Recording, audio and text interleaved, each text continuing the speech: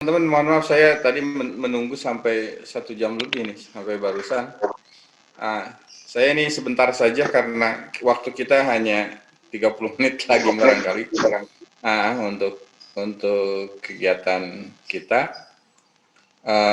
Jadi saya ingin ini sudah bergabung semua ya, 11 orang ya. Sudah, Pak. Baik. Jadi ada yang di pertemuan ini ingin saya sampaikan kepada Anda, ya.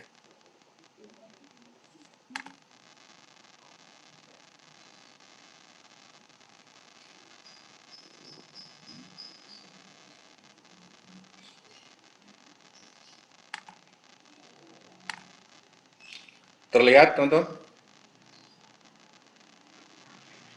Terlihat, Pak. Baik. Terlihat, Pak. Baik. Ini saya menjelaskan tindak lanjut dari apa yang kemarin kita diskusikan ya, teman-teman. Ada beberapa hal yang harus saya sampaikan sekaitan dengan perkuliahan kita yang kemarin saya sampaikan. Pertama, kalau teman-teman mau mengklasifikasi beberapa peta masalah ya, problematika kan berkait dengan peta masalah.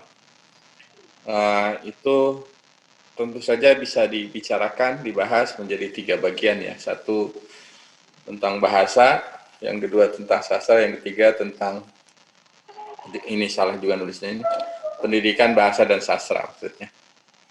Di bahasa maupun di sastra maupun di pendidikan bahasa dan sastra, itu teman-teman bisa pilah menjadi 2, satu teori, yang kedua praktik ya.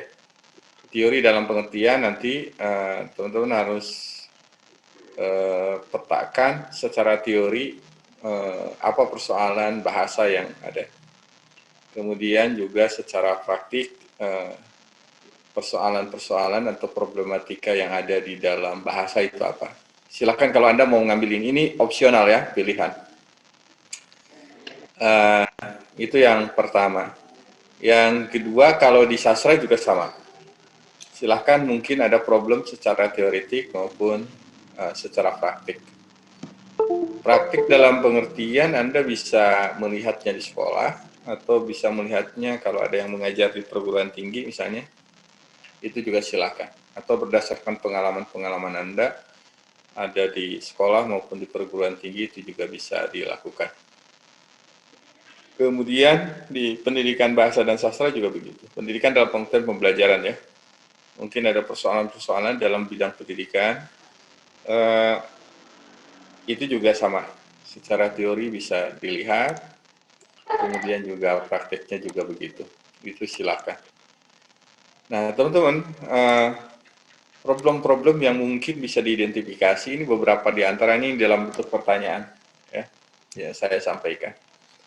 Pertama misalnya, kalau teman-teman bicara di wilayah teori, mungkin pertanyaannya adalah teori bahasa manakah yang secara epistemologi, secara ontologi, aksiologi itu bermasalah.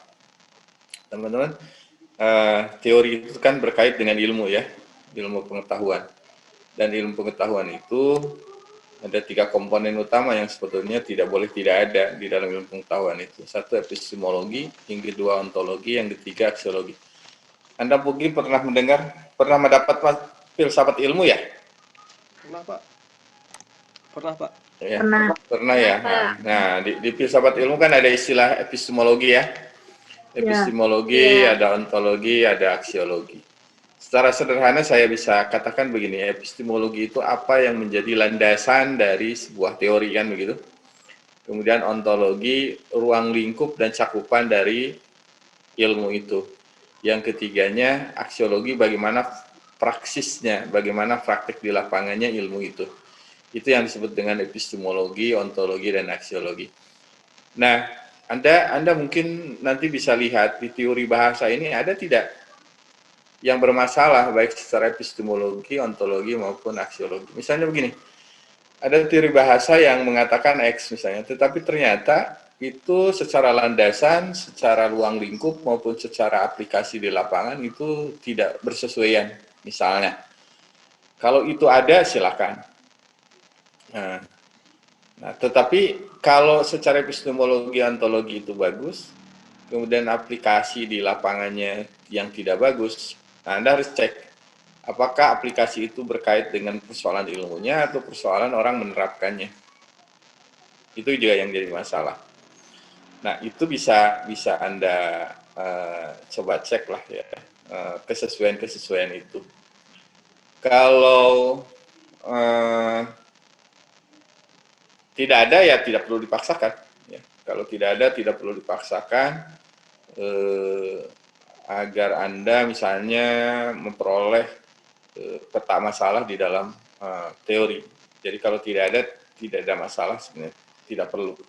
Jadi peta teori juga yang bermasalah saja yang Anda anggap bermasalah. Saya ajak Anda ke wilayah ini karena Anda di jenjang S2 ya, mau tidak mau dan saya anggap S1 sudah selesai keilmuannya dan sekarang kan tinggal mengembangkan di S2.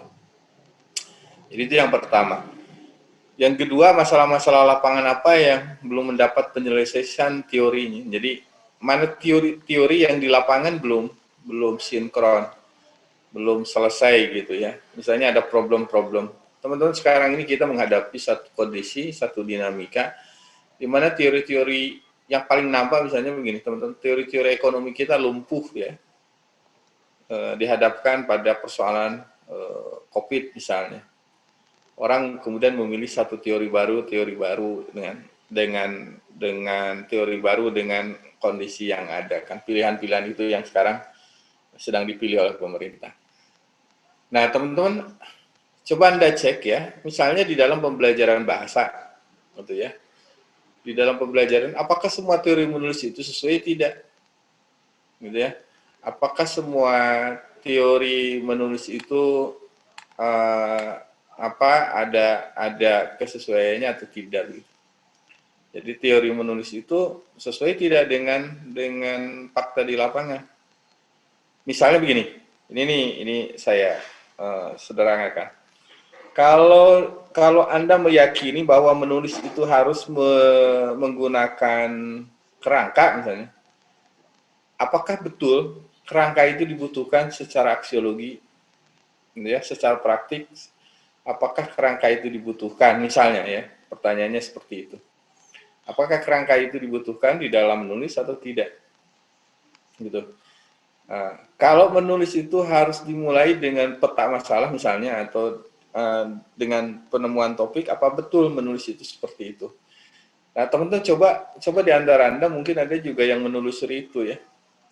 Sebenarnya apa problem secara teoritis yang menyebabkan kita ini nggak bisa menulis?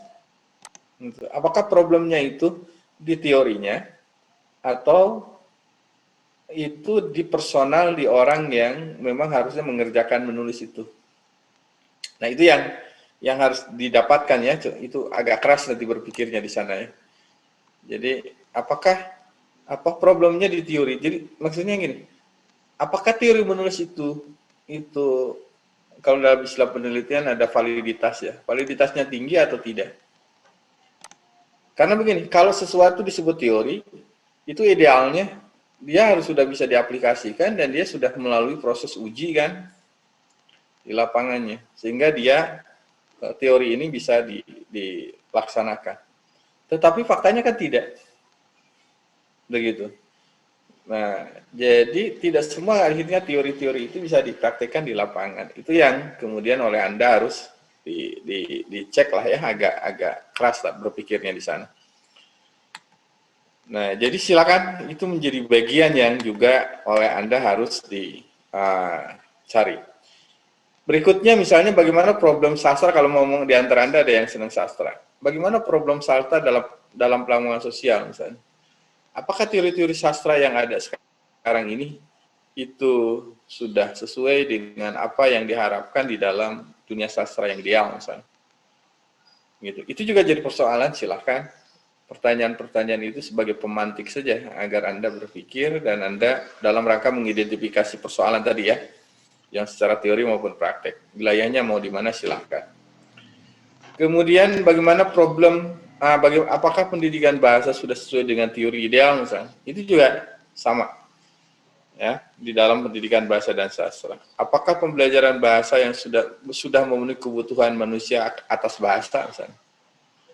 Nah, Anda boleh menyampaikan hipotesis, analisis atau temuan dan lain-lain. Itu sampel beberapa pertanyaan saja sih sebetulnya yang saya sampaikan ya.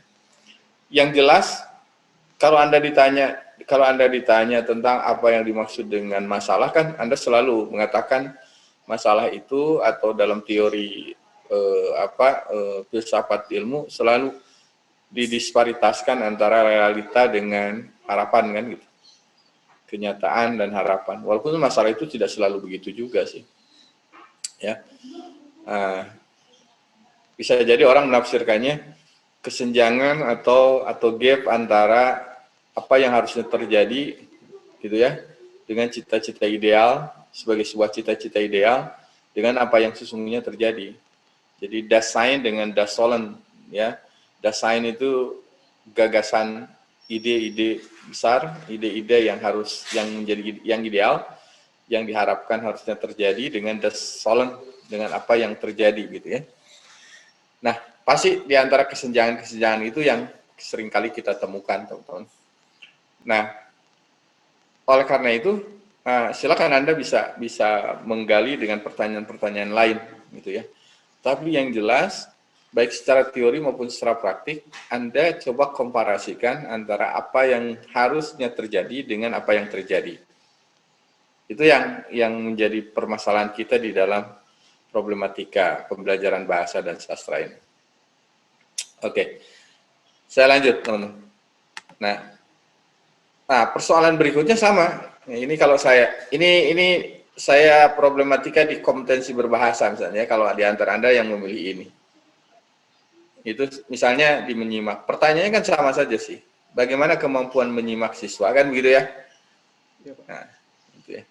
Atau adakah teori menyimak yang memang secara epistemologi bermasalah? Itu juga oleh Anda identifikasi. Ya. Apakah ada misalkan teori-teori menyimak itu sudah menurut Anda usang, sudah tidak lagi sesuai? Rasanya kita tidak pernah mereview teori-teori itu ya. Nah, saya ingin mengajak Anda lah di perkuliahan ini, walaupun kita terbatas sekarang, untuk mereview sebetulnya adakah teori-teori yang dalam prakteknya memang bertentangan atau sebetulnya bermasalah. Misalnya kayak begini teman-teman, ini bukan hanya di menyimak, di membaca misalnya. Teman-teman, pernah nggak Anda terlibat dalam diskusi atau mendengar atau mengikuti perdebatan, misalnya, apakah membaca itu harus diajarkan sejak kecil? Iya kan? Nah, coba cek teorinya. Apa betul anak-anak TK itu harus diajari membaca? Ataukah boleh anak-anak TK itu diperkenalkan dengan membaca? Ya, di antara para ahli ada yang mengatakan ya itu silakan saja selama anaknya menyenangi. Yang tidak boleh itu adalah dipaksa supaya bisa membaca. Nah, tetapi banyak ahli psikologi pendidikan misalnya, termasuk juga ahli membaca, mengatakan masa bermain itu jangan diisi dengan membaca. Karena tugas membaca itu baru bisa dilakukan pada saat dia berusia 7 tahun misalnya ya, ketika masuk SD, 6 atau 7 tahun. Kan itu problem menurut saya ya, kalau Anda memang mau mengidentifikasi persoalan. Sementara di lain pihak, sebagian orang Islam misalnya, itu selalu mengatakan bahwa masa anak-anak itu adalah masa emas ya.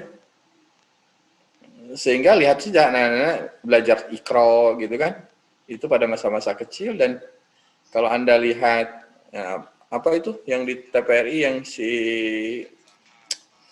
pembawa acaranya itu yang Hafiz ya kan, Hafiz Indonesia itu kan anak-anak kecil yang pada masa-masanya sebetulnya kalau menurut teori dia tidak harus diajari membaca kan, gitu. Sekalipun baca Al-Quran gitu. Tetapi bagi sebagian orang justru pada masa itulah, ya, dan terbukti ternyata anak-anak jauh lebih cepat hafal daripada orang tua. Ya. Anak Anda kalau Anda ajari belajar mengaji dari sekarang, dari mulai diperkenalkan misalnya dengan audio pada saat dia 3 tahun, 2 tahun, itu jauh lebih cepat menghafal. Karena di kepalanya itu daya rekamnya jauh lebih kuat dibandingkan dengan Anda sekarang. Ya, dengan generasi kita. Nah, itu kan sebetulnya dilema teman-teman ya. Secara teori dengan praktek dalam kasus yang sama dengan kasus benar. Coba kalau pikiran itu ada di dalam kasus membaca, di dalam kasus membaca yang umum, bukan Al-Qur'an misalnya ya. Yang ya kalau Al-Qur'an bisa dihafal karena memang Al-Qur'an mujizat gitu ya. Tetapi apakah bacaan-bacaan yang lain yang dihafal oleh anak itu akan mudah diingat sebagaimana anak-anak itu membaca Al-Qur'an misalnya atau menghafal Al-Qur'an? Nah, itu kan itu problem begitu. Nah, jadi itu menjadi bagian yang bisa kita diskusikan sebetulnya ya. Jadi Anda tidak apa-apa lah agak ke filosofis gitu ya, agak ke filsafat. Itu kan bicara tentang hakikat ilmu membaca ya.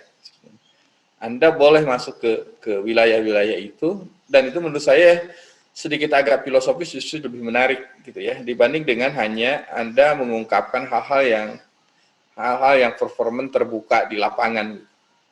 Kalau yang terbuka di lapangan itu sebetulnya mungkin nanti lebih teknis gitu ya, perbedaan dan komparasinya. Misalnya di menyimak seperti itu ya. Bagaimana kemampuan menyimak siswa kalau Anda melihat. Nah, kemudian masalah apa yang dihadapi siswa atau mahasiswa dalam menyimak, gitu ya.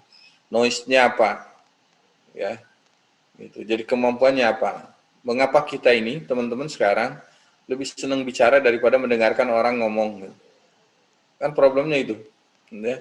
Atau kita senang mendengarkan orang bicara, ya, menyimak, tetapi sulit untuk diajak diskusi. Kan itu problem menurut saya.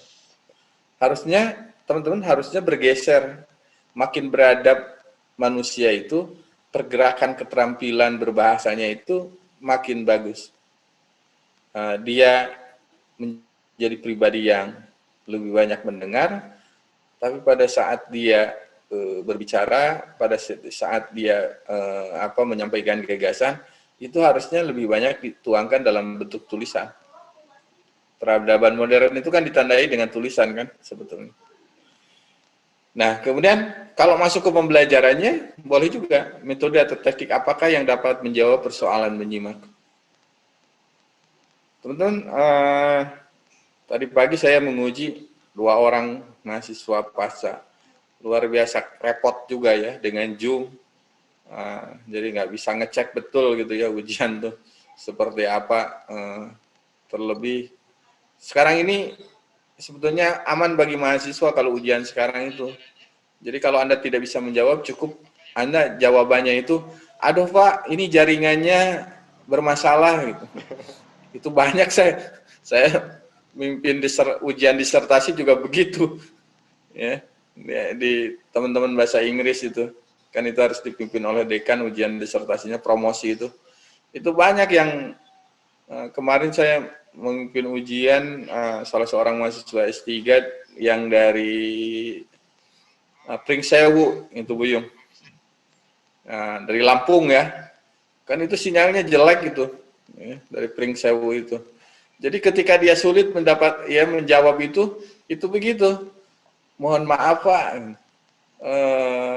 sinyalnya tidak jelas, jadi suara bapaknya tidak jelas.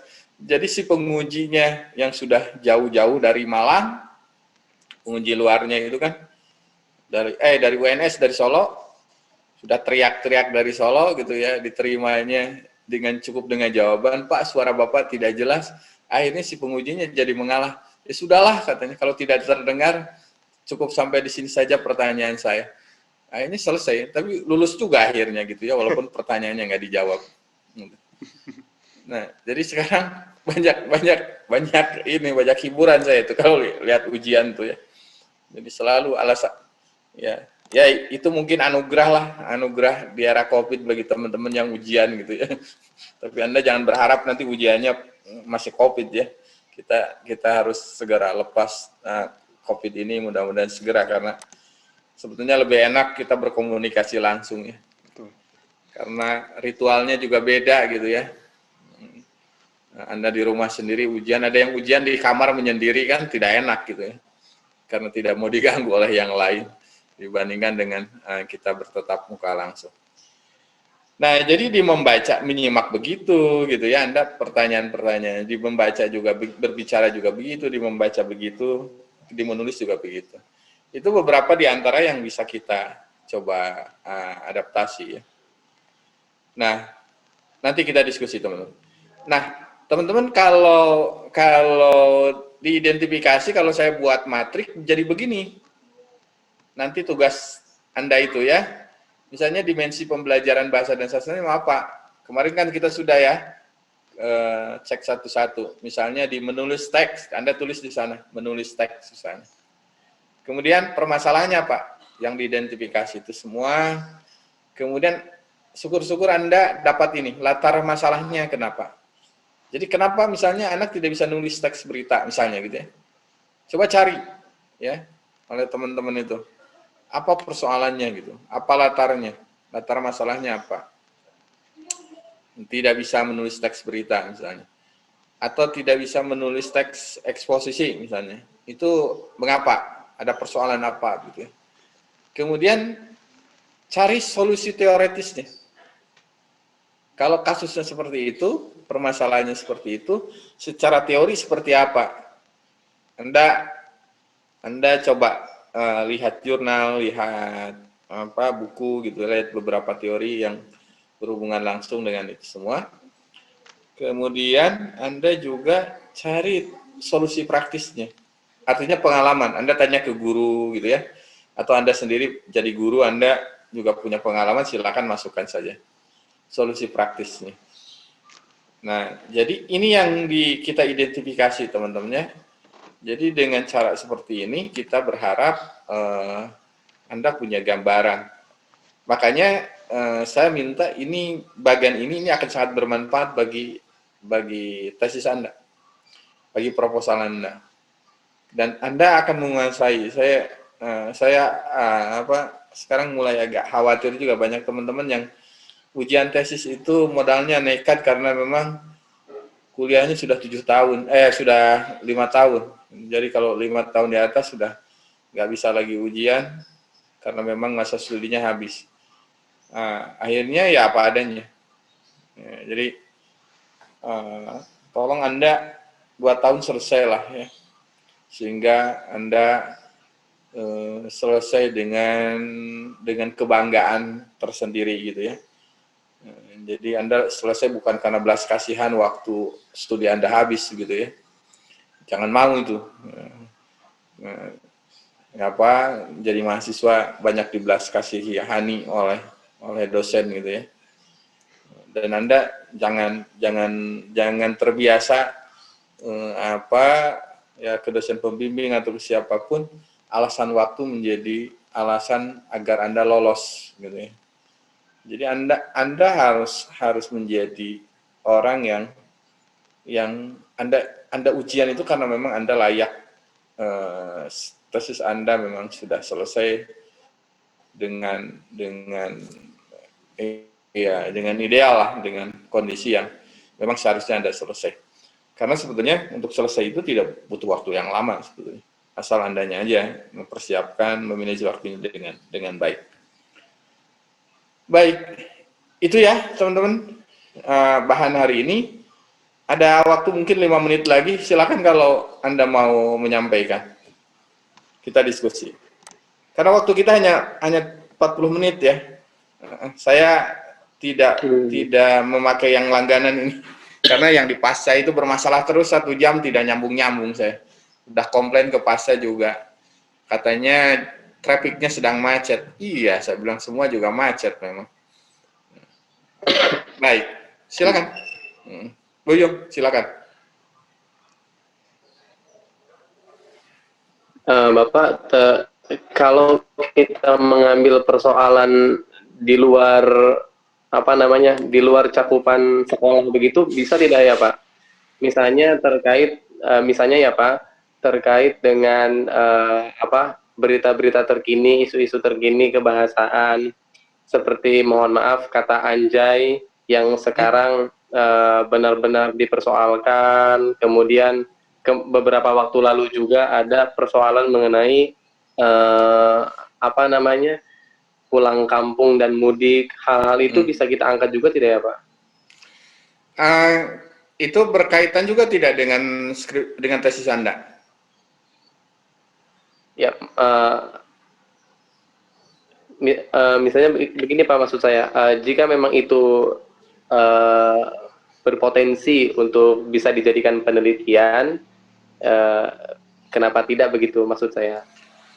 Kalau Anda mau melakukan perubahan ya dengan dari rencana tesis, itu juga silakan bisa dijadikan sebagai bagian. Tapi itu core-nya harus masuk ke bahasa media ya.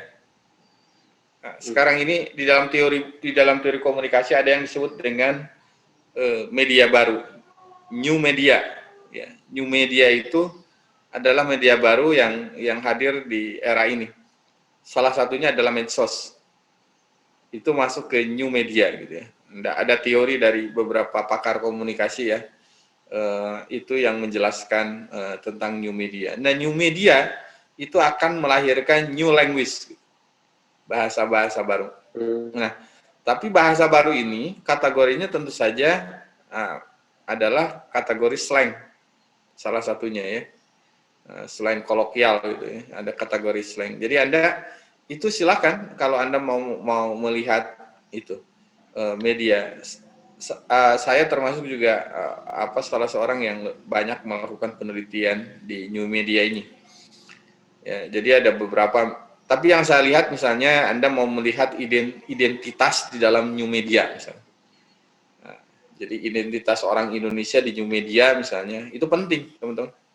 Karena identitas di dunia maya itu kerap kali memang berbeda dengan identitas di dunia nyata. Ya, Anda mungkin bisa galak ke presiden ya di dunia maya itu. Ya, walaupun sekarang harus hati-hati gitu ya. Karena Anda bisa tiba-tiba bisa didatangi oleh polisi, kemudian Anda dituntut kalau Anda melakukan penghinaan ya, karena sekarang ada undang-undang ITE, itu harus hati-hati. Nah, tetapi di luar itu sebenarnya sekarang ini interaksi di new media itu eh, beban-beban sosial, label-label sosial itu menjadi nyaris hilang.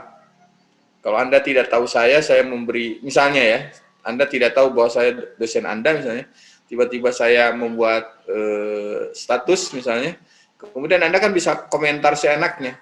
Anda mungkin akan hati-hati ketika tahu bahwa saya adalah dosen Anda kan begitu. Nah, itu kan kondisi-kondisi itu dan itu menjadi bagian dari penelitian juga. Jadi silakan kalau memang Anda mau bergeser ya Buyung ke wilayah itu, sebetulnya kalau Anda mau mengejarnya isu-isu aktualnya memang uh, berkaitan dengan new media. Nah, itu ya, berkaitan dengan new media. Ada buku judulnya Media Morphosis gitu ya. Bagaimana media itu bermetamorfosis berubah gitu ya seiring dengan waktu. Itu silakan. Nah, Anda identifikasi itu. Itu munculnya beberapa kosakata yang sesungguhnya ya mungkin itu bisa bisa bentuknya bisa slang, bisa juga dalam konteks komunitas tertentu ya, seperti itu. Tetapi kalau itu di dipakai secara mapan di media sosial, bisa jadi itu kan menjadi satu istilah di media sosial tersendiri. Walaupun ketika orang memahami maknanya, tentu saja itu menjadi persoalan tersendiri lah nanti. Nah, karena memang di dunia bahasa ini ada dua paling tidak persoalannya. Satu bahasanya, yang kedua penggunaannya. Bahasanya apapun bentuknya tidak ada masalah sebetulnya ya. Karena setiap benda itu pasti ada bahasanya, setiap peristiwa ada bahasanya. Tetapi ketika in practice, in action gitu ya, ketika itu digunakan itu jadi persoalan, gitu ya. Kata anjay mungkin tidak ada masalah gitu ya, bagi orang yang mengerti selesai lah gitu.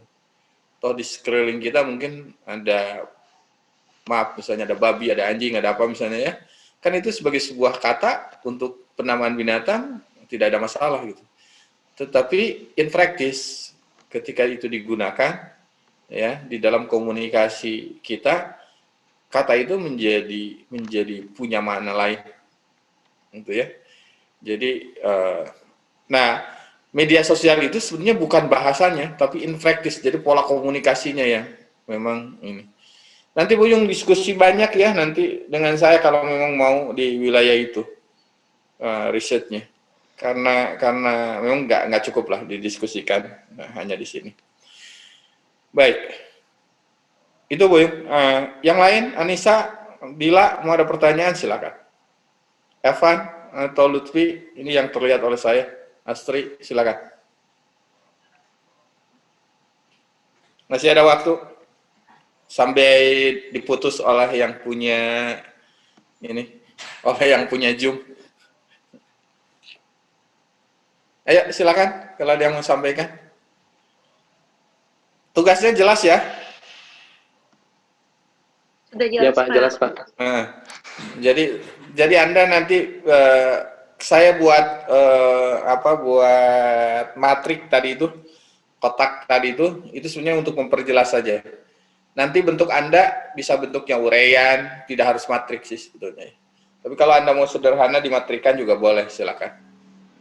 Nah, jadi supaya jelas dimensinya apa, nanti persoalannya apa gitu ya, solusinya, teorinya apa, solusi praktisnya apa. Itu boleh.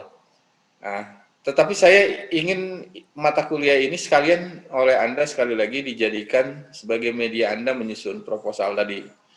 Sehingga banyaklah membaca gitu. Itu mengapa saya mintakan solusi teori, karena Anda saatnya membaca sekarang. Saatnya banyak membaca, saatnya banyak melihat artikel jurnal. Ya, supaya nanti giliran Anda nulis tesis sudah selesai bab 2-nya. Jadi tesis itu sebenarnya dari sekarang sudah bisa dikerjakan, bab 2-nya udah bisa Anda kerjakan. Ya. Jadi begitu proposal selesai, kemudian diujiankan proposal, nah itu kan sudah langsung Anda bisa bekerja. Bab 2-nya bisa langsung dipakai. Ya. Yang tidak bisa dikerjakan itu langsung ke bab 5 itu aja. Ya kan, masa mau simpulan duluan, kan nggak mungkin. Gitu ya. Jadi bab-bab lain itu bisa dikerjakan dari sekarang oleh Anda. Gitu. Jadi ayo jadi masuk nanti semester 4 Anda itu nggak usah di akhir semester 4-nya, di awal juga bisa ujian Anda. Kalau dikerjakannya dari sekarang. Ya, jangan nunggu 4 tahun ya. 5 tahun sekarang jatahnya. Jangan nunggu 5 tahun. Kalau Anda menikah 5 tahun itu sudah punya anak 3 itu. Ayo, ada pertanyaan lain? Silakan. Baik Pak, saya Pak. Ayo Pak.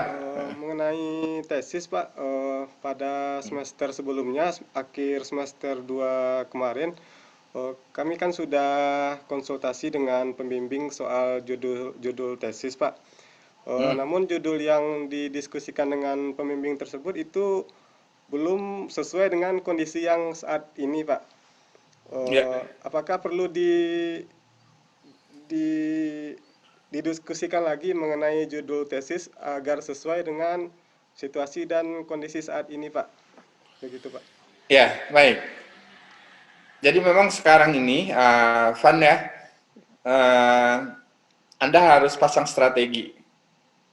Ya, pasang strategi, cari topik yang bisa Anda kerjakan tanpa terhalangi oleh COVID. Artinya yang harus lintas. Misalnya begini, kalau Anda penelitiannya harus ke kelas, sementara kelasnya tidak ada gitu ya. Nah, itu kan tertunda. Gitu. Nah, itu yang harus dibicarakan dengan pembimbing. ya dengan dosen PA. Baik, Pak. Jadi cari yang tidak terhalang itu. Kecuali kalau Anda sudah mau melakukan sekarang, misalnya Anda ngajar di sekolah, sekalian murid Anda dijadikan sebagai subjek penelitian, nggak ada masalah itu. Walaupun belajarnya misalnya pakai daring misalnya ya, pakai Zoom atau pakai apa, itu boleh selama pembelajarannya Anda silakan aja jadikan pembelajaran daring sebagai riset Anda. Boleh itu. Ya. Jadi kita sekalian penelitian aja, pembelajaran daring. Gitu. Nah, Baik, Pak. jadi Terima kasih, Pak. apakah pembelajaran bisa nggak? Jadi boleh didiskusikan lagi. Jadi kalau Anda berubah sebelum ujian proposal masih dimungkinkan ya, Pak ya. Baik. Ya, Pak. Jadi silakan. Ya, Pak. Terima kasih, Sesuaikan Pak. saja dengan kondisi. Karena kalau Anda kekeh dengan yang sudah didiskusikan sebelumnya, sementara Anda tidak bisa melaksanakan penelitian itu, kan Anda akan rugi waktu. Jadi visibilitas gitu ya, visibilitas tesis itu adalah artinya tesis yang mungkin untuk dikerjakan. Jadi kalau tidak bisa dikerjakan itu namanya tidak visible, gitu ya. Jadi cari judul tesis yang visible dengan kondisi sekarang, gitu. Ya, banyak. Ya, Oke. Pak. Terima kasih, Pak. Ayo, Asri, Anissa, Dila, ada yang disampaikan?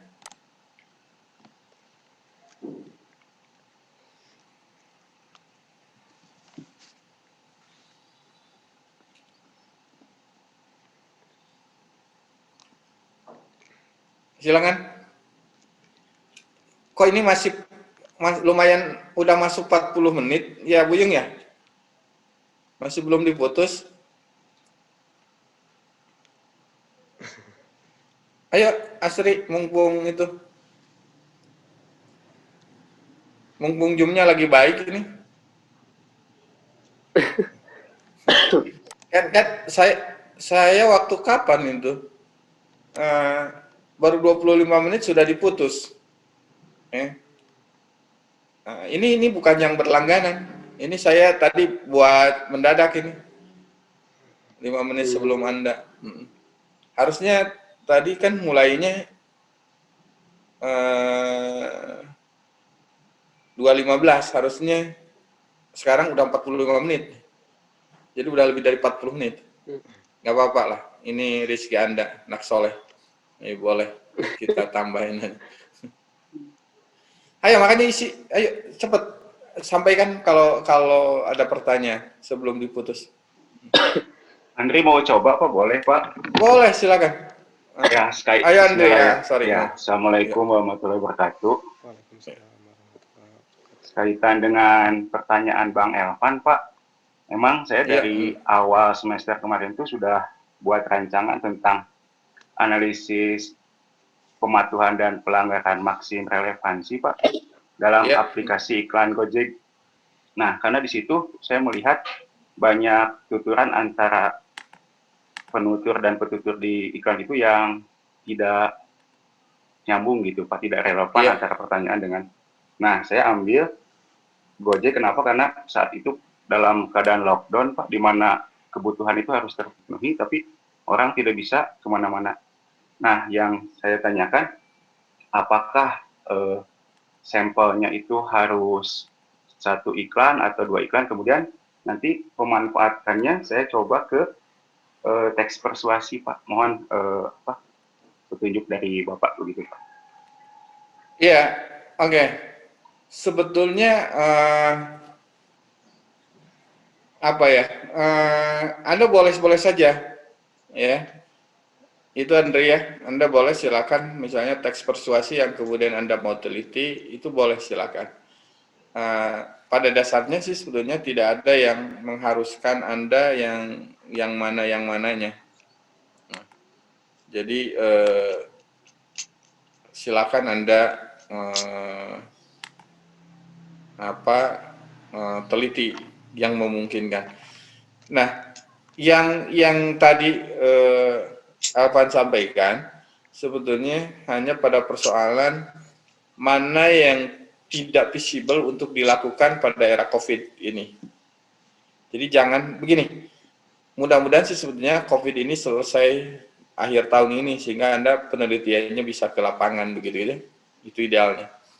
Tapi kalau ternyata suasananya masih seperti ini, sementara Anda harus selesai kuliah kan? Ya, Pak.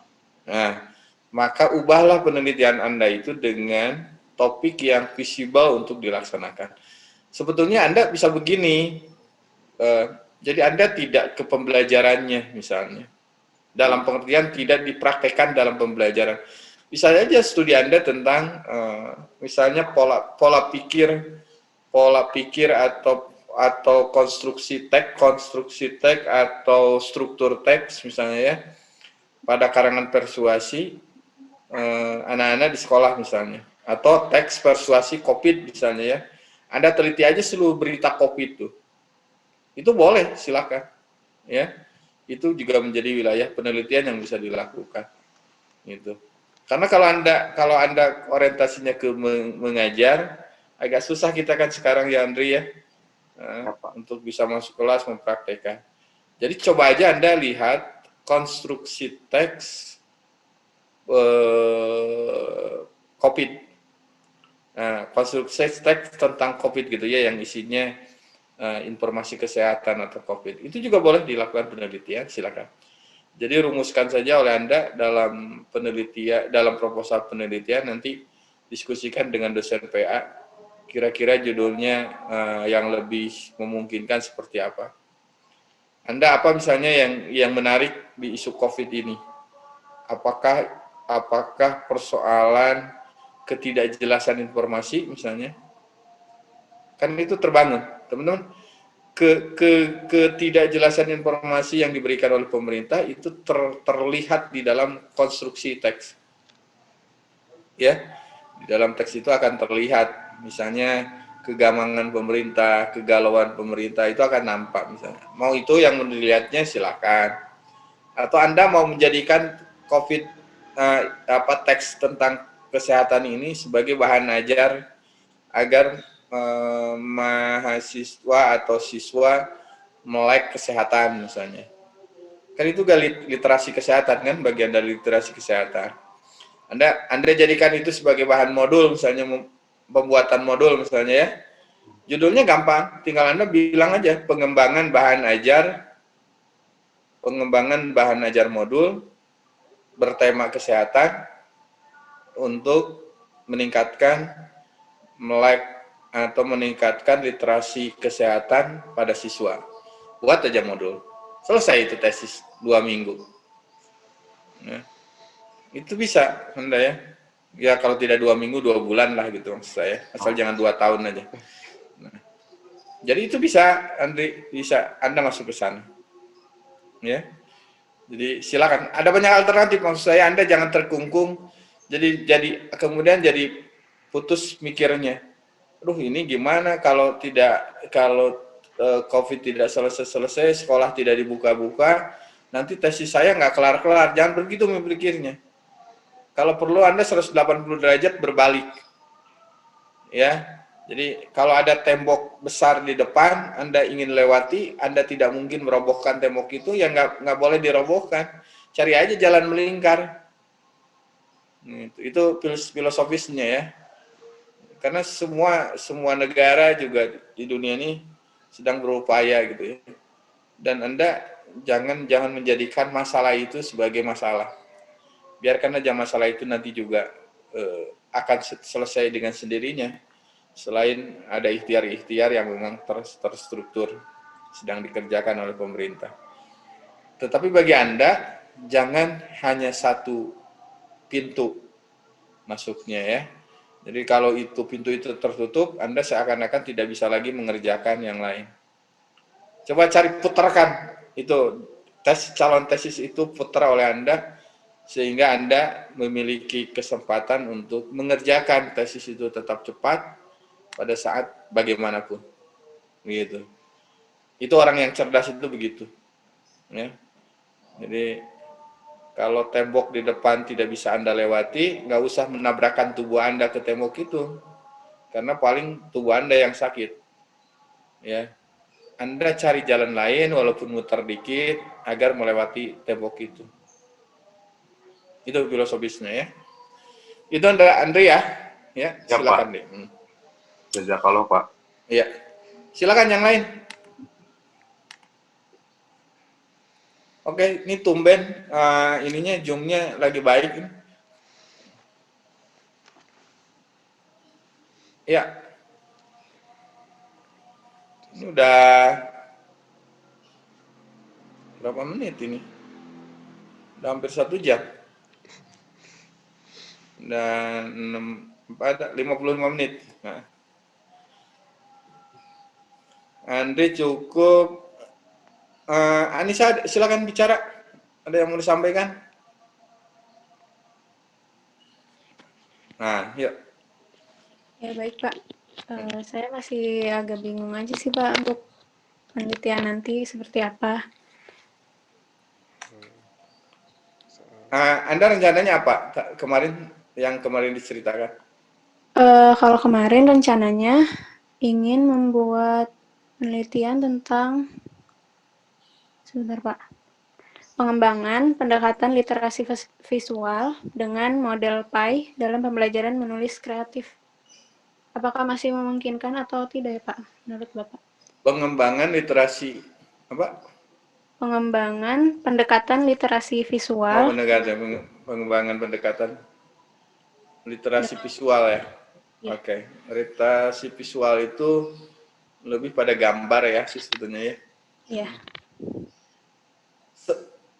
Kalau Anda mengembangkan sih sebetulnya pada umumnya kan itu ada praktek di sekolah ya, pengembangan itu. Beda kalau pengembangannya pengembangan bahan ajar.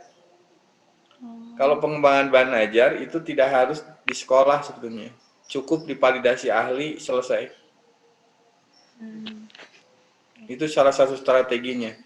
Memang validasi itu bisa macam-macam. Ya, bisa juga diteskan di sekolah, itu bagian dari validasi. Tetapi judgment expert itu adalah salah satu cara yang bisa dilakukan untuk validasi konsep Anda. Cuman masalahnya nanti harus ke produk bahan ajar. Itu yang paling aman sekarang, Anissa ya. Iya. Kalau Anda, jadi kalau Anda mau menghindari pertemuan di kelas, alihkan tesis itu ke bahan ajar. Nggak apa-apa di angkatan Anda semua bahan ajar juga nggak apa-apa. Di masa normal semua orang penelitiannya pengembangan ke kelas kan nggak apa-apa. Sekarang kita sedang diuji COVID, alihkan ke pengembangan bahan ajar juga kan nggak apa-apa. Tidak ada masalah sebetulnya.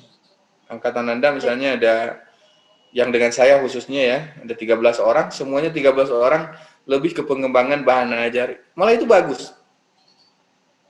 Ya, malah itu semua bagus. Anda nanti punya bahan ajar untuk sekolah. Nanti ketika COVID ini sudah selesai, bahan ajar itu bisa diaplikasikan di sekolah masing-masing. Ya, jadi kita alihkan aja, nggak apa-apa. Silakan itu menjadi bagian yang bisa kita jalankan. Ada lagi, Anissa? Kemungkinan bisa diganti menjadi media dalam literasi visual seperti itu ya Pak? Ya, pengembangan bahan ajar literasi visual aja. Oh iya. Pengembangan bahan ajar, literasi visual, kan literasi visual harus ada bahan ajarnya kan? Iya. Untuk mengembangkan bahan ajar itu kan harus ada bahannya kan? Iya. Nah itu. Nah itunya yang Anda kembangkan, bahan ajarnya. Sekarang kan sampai hari ini standar bahan ajar literasi visual itu seperti apa? Nggak jelas. Iya. Mana yang literasi visual itu Lutfi, mana yang boleh dilihat, mana yang tidak boleh dilihat gitu. Itu standarnya. Gitu. Jadi Anda buat indikatornya mana bahan ajar yang untuk literasi visual. Sebetulnya literasi visual itu bukan gambar macam-macam, bukan, tapi grafik gitu. Di pikiran Anda mungkin yang lain-lain ya, gara-gara dengar visualnya. Tapi itu grafik misalnya, betul ya Anissa ya? Grafik Kalau misalnya. saya tergambarnya foto gitu Pak. Nah, ya foto salah satunya, tapi literasi visual itu sebetulnya di dalam teori literasi visual itu yang diharapkan itu bukan foto sebetulnya, Oh, tetapi grafik misalnya, bagan. Jadi kemampuan anak untuk melihat teks yang tergambar di dalam grafik. Kalau foto mah udah pada cerdas laki-laki mah tuh, ya, tidak harus ditambahkan dengan keterampilan lain. Gitu. Jadi maksud saya, jadi dari foto itu siswanya membuat cerita, misalnya seperti itu, Pak. Ya itu mah kembali lagi ke anak atuh. Anda harus bertemu di Iya. kelas Oh iya. kalau begitu. Tapi kalau Anda misalnya membuat pengembangan bahan ajar untuk literasi visualnya, nggak apa-apa, silakan misalnya kalau ada memang yang, tapi literasi visual itu bukan gambar misalnya, kebiasaan kita misalnya membuat gambar tentang banjir misalnya, itu bukan literasi visual sih. Literasi visual itu yang berkaitan dengan data-data yang ditabelkan, yang tadi grafik, bagan, kemudian apa lagi, ada gambar peta. Nah, peta itu termasuk literasi visual. Kemudian kalau di perpustakaan ada katalog ya. Ya. Nah, itu bagian dari literasi visual. Jadi Anda baca lagi. Literasi visual, kalau Anda membaca laporan dari bukan UNESCO ya, tentang PISA ya, program internasional membaca itu. Ya, itu di sana ada tentang literasi visual itu seperti apa standarnya. Itu bagus. Ya. Coba Anda nanti saya ini kalau Anda butuh nanti saya share ya di grup Boleh, Pak. apa situs-situs yang menjelaskan tentang kompetensi literasi. Ya, Baik, Pak. terutama PISA. Karena saya juga ngambil beberapa data dari PISA itu. Ada situsnya, teman-teman. Jadi itu bisa diakses secara umum. Saya juga kalau mau lihat kemampuan membaca orang Indonesia dari sana. Walaupun saya tidak tahu itu surveinya kayak apa gitu, tahu Indonesia jelek aja. Kan begitu. Ya. Jadi kalau Anda memungkinkan, hindarkan pertemuan dengan siswa tesis Anda itu. Karena kalau Baik, bertemu dengan siswa pasti Anda harus ke kelas, harus ngajar. Begitu. Ya. Baik, Astri, ayo. Terima kasih, Bapak. Ya, sama-sama. Ya, Pak. Sejauh ini saya sudah cukup jelas untuk tugas dan penjelasannya, karena tadi juga kebetulan kemarin judul yang sempat dibuat proposalnya untuk mata kuliah metode penelitian itu sama dengan seperti Anissa tadi, pengembangan model pembelajaran. Nah, saya sedang mencoba mencari jalan lain supaya penelitian yang dilakukan itu tidak harus terjun langsung ke siswa gitu. Karena kan kita tidak bisa memprediksikan ya Pak apa yang nanti akan terjadi. Jadi kita juga memang betul tadi yang seperti Bapak sampaikan harus mempunyai plan B-nya itu. Dan sudah terjawab tadi. Oke, makasih. Nah, kalau sudah. Ada lagi teman-teman yang lain? Silakan, mumpung memungkinkan. Saya nggak tahu ini tiba-tiba Zoom menjadi baik begini. Sebetulnya tadi sudah ada notifnya Pak pada saat 3 menit sebelum 45 menit itu, tapi tiba-tiba jadi diperpanjang otomatis. Oh gitu? Biasanya seperti itu Pak. Ya nggak apa-apa, berarti kan ini mah ini aja bagian kita. Ayo silakan, kalau begitu kita agak leluasa. Kecuali kalau sudah tidak ada yang ditanyakan, saya akhiri. Oh ya, Lutfi, silakan Lutfi. Oke, permisi Pak. Kebetulan kan minggu kemarin saya tidak hadir ya Pak. Jadi iya. mungkin saya ada beberapa pertanyaan Pak. Jadi gini, saya tadi kepikiran dengan kalimat Bapak yang apa namanya, kita bisa ke bahan aja ataupun yang proses pembelajarannya Pak ya. Nah, di pandemi ini kita hindari juga yang masalah pertemuan tadi. Dan saya juga keingetan Pak tentang, saya mau ngebahas tentang dubbing Pak, tentang sulih suara untuk meningkatkan kemampuan anak dalam pembelajaran bermain peran atau drama atau. Nah, kemudian saya berpikir Pak, apakah bisa kalau misalnya si dubbing ini bukan, atau si sulih suara ini bukan sebagai si media peningkatan kemampuannya, tapi sebagai pengganti dari pembelajaran drama secara praktiknya gitu. Karena kalau misalnya saya berpikir dia kan untuk agar kenapa si murid-murid juga menghindari pertemuan antar siswa dengan lainnya. Kalau misalnya seperti itu bagaimana Pak? Itu bagus juga menurutku ya kalau Anda kembangkan itu. Jadi nanti Anda bahkan kalau Anda bikin programnya online itu lebih bagus. Nah, kebetulan Pak, untuk tesis saya itu, untuk skripsi saya yang dulu itu, saya menggunakan aplikasi yang dibuat dengan pribadi. Jadi, untuk aplikasi untuk menyulis suara dari film atau dari apa. Kalau dulu kan kita menggunakan film itu untuk latihan, untuk ditiru, untuk meningkatkan penghayatan, suara, dan sebagainya. Kalau sekarang saya berpikirnya untuk meningkatkan, emang untuk pembelajarannya gitu, tapi berdasarkan contoh. Iya. Tapi tetap itu bagian dari media ya. Iya. Jadinya, jadi bukan Anda mengaplikasikan pembelajaran. Tetapi itu bisa exercise dilaksanakan sih. Anda mengundang banyak orang, misalnya anak-anak ya, satu kali sosialisasi program dubbing itu misalnya. Nah, kemudian oleh Anda disosialisasikan itu bisa.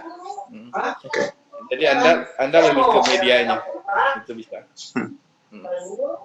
Bagus itu. Nah, coba dirancang ya. Nanti bahkan itu menjadi media ajar online nantinya. Baik. Jadi bagaimana pembelajaran drama itu didubbingkan, boleh itu. Terima kasih Pak. Baik, oke. Bisa. Yang lain silakan.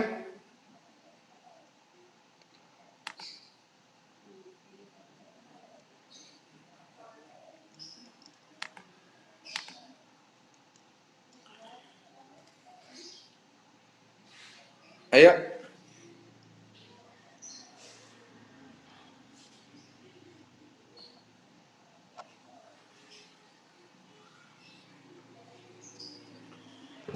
Cukup sampai di sini dulu, teman-teman? Oke. Cukup sepertinya Pak. Ya, baik. Kalau cukup, kita akhiri pertemuan kita. Ini pertemuan kedua kita ya. Teman-teman tolong manfaatkan pertemuan dengan saya, karena saya sudah buat komitmen dengan Pak Yunus per setengah semester. Jadi saya sampai pertemuan ke-8 ya. Nanti Pak Yunus, nanti pertemuan berikutnya. Jadi saya berharap sampai pertemuan ke-8 itu teman-teman betul-betul clear dengan proposal ya. Jadi tolong manfaatkan diskusi kita. Mudah-mudahan minggu depan juga. Tapi minggu depan sudah ada yang bisa menyampaikan ya presentasi ya. 2 orang lah paling tidak. Sebagai pemantik diskusi kita. Jadi teman-teman dulu menyampaikan. Dalam 1 minggu ini ada yang bisa selesai persoalan-persoalan yang tadi dipetakan itu ya. Nah, jangan takut jelek ya. Ini kan kita sedang diskusi lah ya. Nah, jadi justru dari apa yang Anda kerjakan itu saya nanti bisa memberikan saran pada Anda. Ya, dari sejumlah persoalan. Nggak usah ditentukan juga dari sekarang. Nanti siapa yang siap saja pada waktunya ya. Minggu depan. Tapi jangan tidak siap semua gitu ya. Mesti ada yang siap 2 orang gitu. Jadi nanti kita diskusikan. Jadi sampai pertemuan ke-8 semuanya harus presentasi yang 13 orang ini. Jadi kalau bisa 3 orang gitu ya. Nah, minggu yang akan datang nggak usah panjang-panjang lah, 10 menit cukup lah. 10 menit kan setengah jam, nanti setengah jam berikutnya kita diskusi.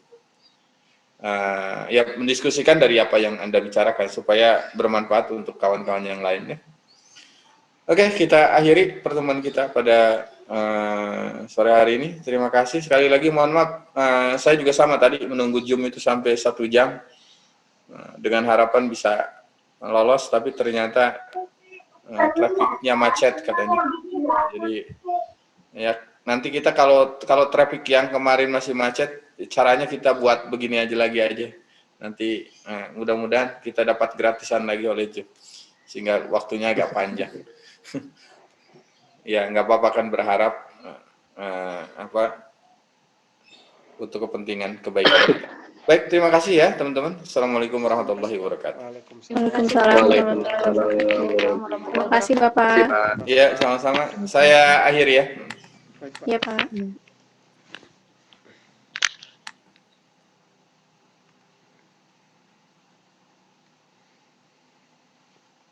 Oke.